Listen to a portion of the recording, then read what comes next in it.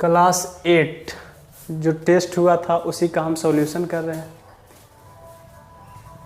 एक washing machine 24,000 में खरीदा गया तथा वाहन पर 500 रुपया खर्च हुआ। 20% हानि पर उसे किस मूल्य पर बेचा गया। यानी कहने का मतलब है एक वॉशिंग मशीन 24,000 में खरीदा, तो यानी 24,000 में खरीदा तो मेरा क्या हो गया, क्रयमूल्य हो गया। और ये बोला जा रहा है तथा वाहन पर 500 रुपया खर्च हुआ, तो क्रयमूल्य में जुटेगा, यानी लाने में ही खर्च हुआ ना, तो वो 500 रुपया क्या होगा, क्रयमूल्य में ही जुटेगा। तो यानी 500 रुपया भी क्या हो जाएगा, क्रयमूल्य में जाकर जुट जाएगा। और 20% हानि पर, यानी उसको क्या हो गया, लास्ट में 20% हानि पर बेचना पड़ गया। यानी 20% हानि पर उसे किस मूल्य पर बेचा गया। तो मेरा क्रयमूल्य कितना हो गया, यानी क्रयमूल्य बराबर 24,000 और 500 रुपया किराया पर जो वाहन पर खर्च किया, तो इसको जोड़ देंगे इसी में, यानी 500 रुपया। तो कितना हो गया क्रयमूल्य कितना हो गया, यानी 24,500 रुपया, 24,500 रुपया। अब यहां से हानि कितना बोल रहा है, हानि कितना हो गया, 20%, हानि हो गया 20%, हानि 20%। तो विक्रयमूल्य बोल रहा है निकालने किस मूल्य पर बेचा गया। तो विक्रयमूल्य बराबर फॉर्मूला होता है क्या, क्रयमूल्य माइनस हानि, क्रयमूल्य माइनस हानि। तो क्रयमूल्य कितना, विक्रयमूल्य बराबर क्रयमूल्य माइनस हानि। तो क्रयमूल्य कितना है, 24,500 रुपया, और माइनस हानि की क्या चीज पे होगा, क्रयमूल्य पर, यानी 24,500 का कै परसेंट, 20%। 24,500 का 20% निकालते हैं। तो यहां से विक्रयमूल्य बराबर होगा, विक्रयमूल्य बराबर 24,500 और माइनस 24,500 का के जगह पे गुना देंगे 20। यहां परसेंटेज हटाने के लिए क्या करेंगे, 100 से भागा। तो परसेंटेज हटाने के लिए 100 से भाग, ये 0 से 0 कट गया, ये 0 से 0 कटा। अब यहां से बचा क्या, यानी विक्रयमूल्य बराबर 24,500 माइनस 24,50 और गुना कितना, 2, 24,50 गुने 2, यानी विक्रयमूल्य बराबर हो गया 24,500 माइनस, इससे गुना करना है तो 0, ये 5 दूनी 10, 4 दूनी 8, 1 9 और 2 दूनी 4, यानी विक्रयमूल्य बराबर कितना हो गया। अब यहाँ घटाना है तो 0 में से 0 गया तो 0 बचा।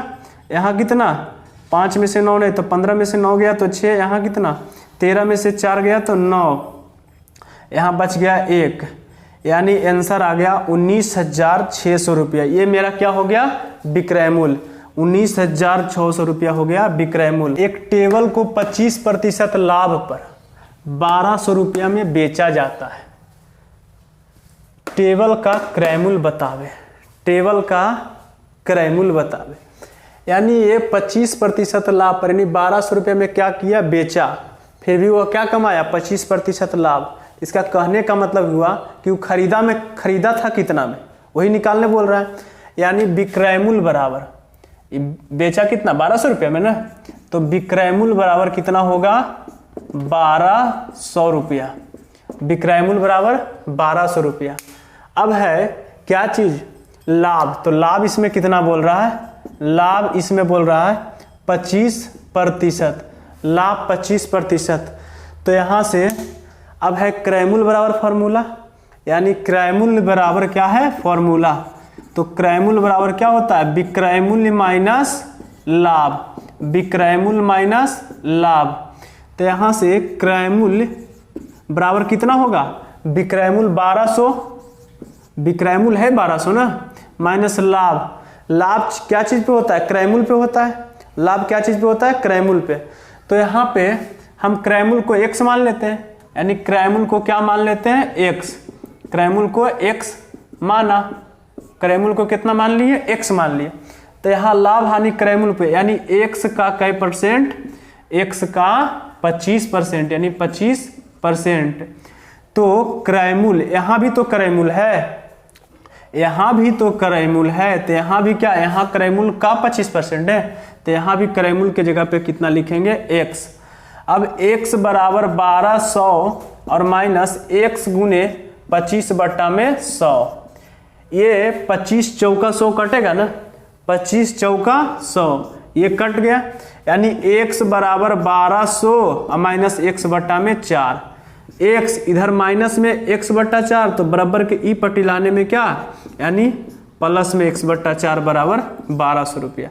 नहीं कुछ है तो इसके नीचे 1 है, 4 1 का एलसीएम लिए तो 4, यहाँ से 4x होगा, 1 से भाग देंगे तो, और प्लस 4 से 4 ये कट गया, तो बचा क्या, x, यानी 1200, 4x और 1x जोड़ेंगे तो कितना हुआ, 5x बट्टा में 4 बराबर 1200 रुपया, यानी 5x बट्टा 4 बराबर कितना, 1200। अब है नहीं कुछ है तो इसके नीचे 1 है ना, यानी 5x में किससे, 1 से गुना किए तो 5x, अब 1200 को 4 से गुना किए तो कितना हो गया, 4800, यानी x बराबर कितना हो गया, 4800 और बट्टा में 5, यानी 5 45, इसमें बच गया कितना, 3 इधर गया तो कितना हो गया, 30, यानी 5 छक्का 30, और उसके बाद एक 0, यानी मेरा क्रय मूल्य कितना निकल गया, 960, यानी क्रय मूल्य कितना निकल गया मेरा, 960 रुपया। आप लोग को आ गया होगा समझ में। यदि 16 पेंसिल का क्रय मूल्य 20 पेंसिल के विक्रय मूल्य के क्या है, बराबर है, तो हानि प्रतिशत बताएं। यानी जितना 16 पेंसिल का मूल्य है उतना ही क्या है, 20 पेंसिल के विक्रय मूल्य, यानी 16 पेंसिल का क्रय मूल्य, यानी 16 पेंसिल खरीदेगा उतना ही कितना 20 पेंसिल बेचेगा, यानी दोनों क्या है, बराबर है। तो हम इसको ऐसे लिख सकते हैं, 16 पेंसिल का क्रय मूल्य बराबर क्या, 20 पेंसिल का विक्रय मूल्य, 20 पेंसिल का विक्रय मूल्य, 20 पेंसिल का विक्रय मूल्य। अब ऐसे करते हैं, क्रय मूल्य को हम केवल रहने देते हैं, बाकी सबके हटा देते हैं, यानी 16 पेंसिल का क्रय मूल्य बराबर 20 पेंसिल का विक्रय मूल्य, यानी क्रय मूल्य और विक्रय मूल्य एक तरफ कर देते हैं, तो यहां से क्रय मूल्य बराबर, यानी क्रय मूल्य ये तो पहले से इधर, और विक्रय मूल्य जो है क्या है, पेंसिल का गुना में है, इधर लाने के बाद क्या हो जाएगा, भागा में, यानी क्रय मूल्य बटा हम विक्रय मूल्य इसको लिख सकते हैं ना, क्रय मूल्य बटा में क्या, विक्रय मूल्य, ये 20 पहले से, इधर 16 इसका क्या हो गया, गुना में, इधर भागा में, यानी थोड़ा सा समझने के लिए, यानी क्रय मूल्य का मूल्य कितना 20, तो विक्रय मूल्य का कितना हो गया 16। अब यहां से किसका मूल्य ज्यादा है, क्रय मूल्य का या विक्रय मूल्य का, तो क्रय मूल्य का ज्यादा है, यानी क्रय मूल्य ज्यादा रहने का मतलब क्या हुआ, हानि हुआ। क्रय मूल्य मतलब कि क्रय मूल्य का मूल्य ज्यादा होने के मतलब हानि हुआ, यानी कि लिखेंगे क्या चीज, हानि बराबर, यानी हानि बराबर क्या होता है, क्रय मूल्य माइनस विक्रय मूल्य, क्रय मूल्य माइनस विक्रय मूल्य। तो यहाँ पे क्रय मूल्य कितना है 20 और विक्रय मूल्य कितना है 16, विक्रय मूल्य कितना है 16, यानी हानि बराबर हो गया 20 में से 16 गया कितना 4, यानी 20 रुपया का क्या हो गया, हानि हुआ। अब हमसे क्वेश्चन में क्या पूछा गया लास्ट में, 20 पेंसिल के विक्रय मूल्य के बराबर है तो हानि प्रतिशत बताएं, तो हानि प्रतिशत बताएं, यानी हानि प्रतिशत पूछ रहा, तो हानि प्रतिशत का फॉर्मूला पता है, हानि प्रतिशत बराबर हानि गुने 100, हानि गुने 100 बटा में क्या, क्रय मूल्य, बटा में क्रय मूल्य। तो हानि के 1 रुपया के हुआ 4 रुपया का, हानि 4 रुपया का, गुना में 100, क्रय मूल्य कितना था, तो क्रय मूल्य यहाँ 20, क्रय मूल्य कितना 20, यानी 4 पचे 20, ये कट गया, और कितना 5 दूनी 10, एगो 0, यानी यहाँ परसेंटेज में है, यानी 20% क्या हो गया, हानि। हानि बोलेगा हानि कितना हुआ, यानी हानि हो गया 20%, हानि 20%। अब इसमें है हुआ, सॉरी, एक कूलर का अंकित मूल्य कितना 480 रुपया। एक कूलर का अंकित मूल्य कितना है? 480 रुपया, नहीं सॉरी 4800 रुपया है। 4800 रुपया कितना है? 4800 रुपया। एक कूलर का अंकित मूल्य 4800 रुपया। एक दुकानदार इस पर 12% की छूट देता है। कूलर का विक्रय मूल्य ज्ञात करें। आप लोग दुकान में जाते हैं कुछ खरीदने के लिए, तो नहीं बोला जाता है इसमें 20% छूट है, 15% छूट है। वही छूट को और दूसरा भाषा में बोला जाता है बट्टा देता है। इंग्लिश में बोलता है डिस्काउंट दिया, बोले इतना डिस्काउंट हम दे रहे हैं, इतना आपको 10% डिस्काउंट दे रहे हैं, 15% डिस्काउंट दे रहे हैं। वो आप ही का पैसा से डिस्काउंट दे रहा है, वो अपना पैसा से नहीं दे रहा है डिस्काउंट। यानी एक कूलर का अंकित मूल्य कितना है? 4800 रुपया। एक कूलर का अंकित मूल्य है 4800 रुपया। एक दुकानदार इस पर 12% की छूट देता है। कूलर का विक्रय मूल्य ज्ञात करें।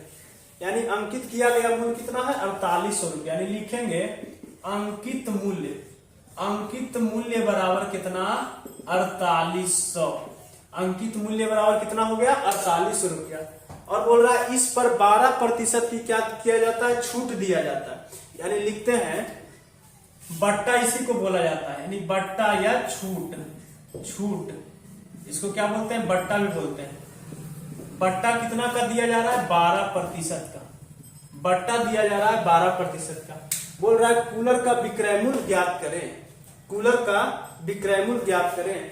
तो यहां से विक्रय मूल्य का इसका फॉर्मूला होता है विक्रय मूल्य बराबर, यानी अंकित मूल्य माइनस बट्टा। अंकित मूल्य माइनस क्या होता है? बट्टा होता है। अंकित मूल्य माइनस बट्टा। बट्टा किसको बोलते हैं? छूट को बोलते हैं। तो यहां से विक्रय मूल्य तो नहीं पता है, रहने देते हैं। विक्रय मूल्य बराबर, यानी विक्रय मूल्य बराबर। तो अंकित मूल्य कितना है? 4800 रुपया। अंकित मूल्य है 4800। तो यहां लिखते हैं अंकित मूल्य के जगह पे 4800। और बट्टा कितना बोल रहा है? 12%। तो ये बट्टा जो चैप्टर है इसमें लाभ हानि निकाल रहा था किस पे? क्रय मूल्य पे। लेकिन ये जो बट्टा निकलेगा अंकित मूल्य पे निकलेगा। यानी 4800 अंकित मूल्य कितना है? 4800 ना। यानी 4800 का कई परसेंट? तो 12%। अंकित मूल्य का कितना? 12%। विक्रय मूल्य बराबर, विक्रय मूल्य बराबर 4800 और माइनस 4800 का के जगह पे गुना, यहाँ 12 और परसेंट हटाने के लिए क्या करेंगे? 100 से भाग। तो यहां से बट्टा हो गया 100 से भाग, 2 जीरो से 2 जीरो कट गया। अब यहां से विक्रय मूल्य बराबर, विक्रय मूल्य बराबर 4800 और माइनस इसको गुना करेंगे 48 और 12 बच गया यहाँ पे। तो यहां से 12 और 96 के 6 बाकी 9 और 12 चौका 48 और 48 और 9 कितना हो गया? 48 और 9, 48 और 9 यानी 9 8 17 यानी 57। 48 और 9 57 ही हो गया ना। 9 8 17 हाँ 57 यानी 57, 576, 576। तो विक्रय मूल्य बराबर, विक्रय मूल्य बराबर यहां से 10 में से 6 गया तो 4, यहां बच गया 9 में से 7 गया तो 2, यहां कितना बचा? 7 में से 5 गया तो 2, उसके बाद 7 में से 5 गया तो 2, फिर यहां बच गया कितना? 4। एक सेकेंड, 10 में से 6 गया तो 4, यहां से 9 में से 7 गया तो 2, उसके बाद 7 में से 5 गया तो 2, यहां कितना बचा? 7 में से 5 गया तो 2, 4, यानी 4224 विक्रय मूल्य हो गया। यानी 4225 रुपया में क्या किया होगा? विक्रय मूल्य उसका आ गया 4225 रुपया, 224 रुपया। ठीक है। अंकित मूल्य पर 18% छूट पर, 18% की छूट पर एक कड़ाही जो है 615 रुपया पर खरीदा जाता है। 615 रुपया पर क्या किया जाता है? खरीदा जाता है। कड़ाही का अंकित मूल्य बताएं। कड़ाही का अंकित मूल्य बताएं। इसमें है लाभ हानि में डायरेक्ट बोलता था क्या चीज? क्रय मूल्य तो समझते थे क्या? खरीदा गया। विक्रय मूल्य यानी बेचा गया। इसमें थोड़ा सा समझने की ये बात है कि कोई चीज अगर कहीं कहीं मूल्य लिखा हुआ रहता है, कहीं होता है कोई लिस्ट में लिखा हुआ रहता है उसका मूल्य। कोई चीज का जैसे हो गया टीवी का हो गया, मोबाइल का हो गया, वो सब लिस्ट प्राइस आता है, उसमें लिस्ट में लिखा हुआ रहता है, उसमें मूल्य नहीं लिखा हुआ रहता। तो यहाँ पे है अंकित मूल्य पर 18% छूट पर एक कड़ाही 615 रुपया पर खरीदा जाता है। कड़ाही का अंकित मूल्य बताएं, कड़ाही का अंकित मूल्य बताएं। तो ये जो कड़ाही है 615 रुपया पर बोल रहा है, यानी विक्रय मूल्य है। काहे मतलब कड़ाही जो मिलता है कहाँ, दुकान के यहाँ, दुकानदार के, और होलसेलर के रहता है तो वो क्या हो, अंकित मूल्य। तो यहाँ पे ये जो 615 रुपया है ये क्या चीज है, विक्रय मूल्य है। विक्रय मूल्य यानी विक्रय मूल्य कितना है, 615 रुपया। विक्रय मूल्य जो है 615 रुपया। अब है अंकित मूल्य पर 18% की छूट, यानी ज्यादा कुछ नहीं समझना है, यानी छूट हमको कितना दे रहा है, 18% छूट दे रहा है, 18% छूट, 18%। तो बोल रहा अंकित मूल्य बताएं, यानी अंकित मूल्य क्या करना है, हमको ज्ञात करना है। तो हम लोग को अंकित मूल्य का फॉर्मूला पता है। अंकित मूल्य बराबर फॉर्मूला होता है, अंकित मूल्य बराबर फॉर्मूला होता है क्या, यानी विक्रय मूल्य प्लस बट्टा, विक्रय मूल्य प्लस बट्टा, यानी बट्टा किसको, छूट को ना। तो अंकित मूल्य हाँ तो नहीं पता है, तो अंकित मूल्य का हमको क्या करना, अंकित मूल्य या अंकित मूल्य को हम मान सकते हैं हाँ क्या, x, यानी अंकित मूल्य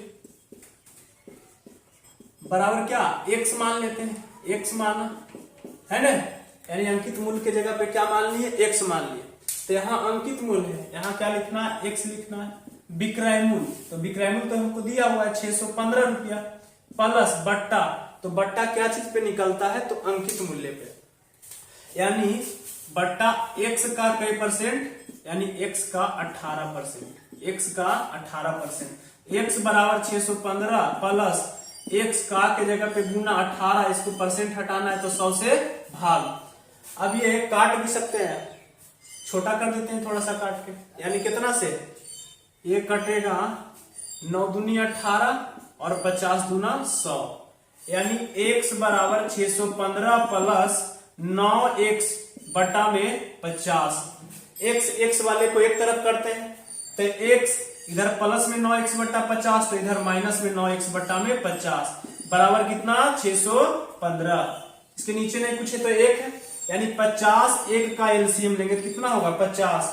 अब यहां से 50 x में गुना होगा, x मतलब 50 को गुना करना x से, तो 50x माइनस, अब यहां से 50 से 50 कट गया, बचा कितना, 9x बराबर कितना, 615 बराबर 615। अब यहां से घटाते हैं, 10 में से 9 गया तो 1 बचा, यहाँ कितना बच गया, 4, यानी 41x बराबर 615, अब बट्टा में कितना इसका 50, तो x बराबर हम क्या लिखेंगे, 615, इधर ये 50 क्या है भाग में, तो इधर गुना में आ गया 50, ये 50 क्या चीज में, भाग में था ना, तो गुना में आ गया।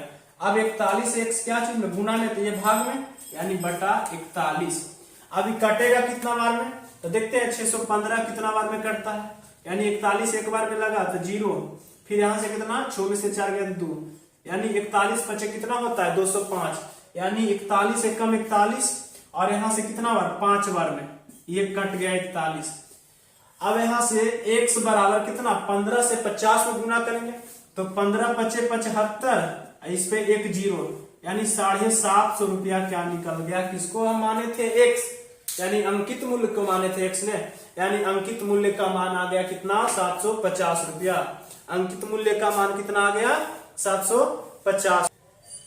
20,000 का 10% की दर से 2 वर्ष का मिश्रधन क्या होगा, यानी कितना, 20,000 रुपया मूलधन होगा, यानी 20,000 रुपया क्या होगा, ये मूलधन।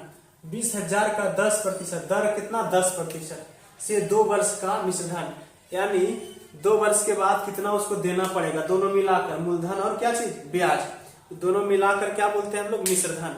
तो यहां से यानी जो मूलधन मेरा कितना हो गया, 20,000, मूलधन हो गया 20,000 रुपया, 20,000, और दर कितना हो गया, 10%, दर कितना, 10%। अब है समय कितना वर्ष बोल रहा है, 2 वर्ष, यानी 2 वर्ष का मिश्रधन क्या होगा, यानी समय कितना हो गया, 2 वर्ष, 2 वर्ष, समय हो गया 2 वर्ष, यानी मिश्रधन। तो मिश्रधन में होता क्या, मूलधन प्लस ब्याज, क्या होगा, मूलधन प्लस ब्याज। तो मिश्रधन का हम लोग एक फॉर्मूला जानते हैं, ए बराबर पी इंटू 1 प्लस आर बट्टा 100 पर पावर एन। ए बराबर पी इंटू 1 प्लस आर बट्टा 100 पर पावर एन। और दर किसको बोलते हैं? आर को रेट हो गया ना, और टी हो गया टाइम, और यहाँ क्या है मूलधन यानी पी करेगा फिर मूलधन हो गया। अब यहां से ए यानी ए मतलब होता है अमाउंट, अमाउंट मिश्रधन ज्ञात करने के लिए बोल रहा है। तो ए तो पता नहीं, इसको ऐसे ही रहने देते हैं। पी कितना है? मूलधन 20,000 रुपया कोई आदमी लिया, कितना लिया? 20,000 1 प्लस और आर मतलब रेट, दर कितना है? तो 10%, यानी आर की जगह पे 10 बट्टा में 100। एन यानी कई साल के लिए, कितना टाइम के लिए लिया है? तो 3 वर्ष में 2 वर्ष के लिए लिया है। तो यहाँ पे एन की जगह पे क्या लिखेंगे? 2। अब यहां से यानी ए बराबर 20,000 1 प्लस, यहां से 0 से 0 काट दिए तो बचा क्या? 1 बट्टा में 10 और पावर में 2, पावर में कितना? 2।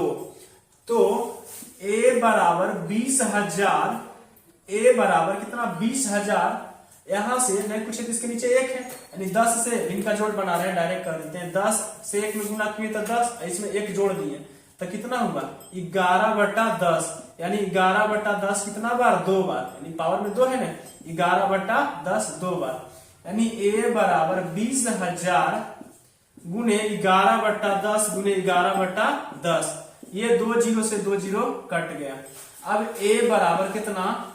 यानी 200 गुना 11 का स्क्वायर कितना होता है? 121। 11 का स्क्वायर कितना होगा? 121। अब 121 में गुना कर देते हैं 2 से, तो 1 से 2 में गुना करेंगे तो 2, 2 से 2 में गुना किए तो 2 दूनी 4, 1 से 2 में गुना किए तो 2, और इस पे 2 गोल 0, यानी मेरा 24,200 रुपया क्या हो गया? मिश्रधन। 24,200 रुपया मिश्रधन। ए का जो मान आया तो ए को ही हम लोग बोलते हैं क्या? अमाउंट।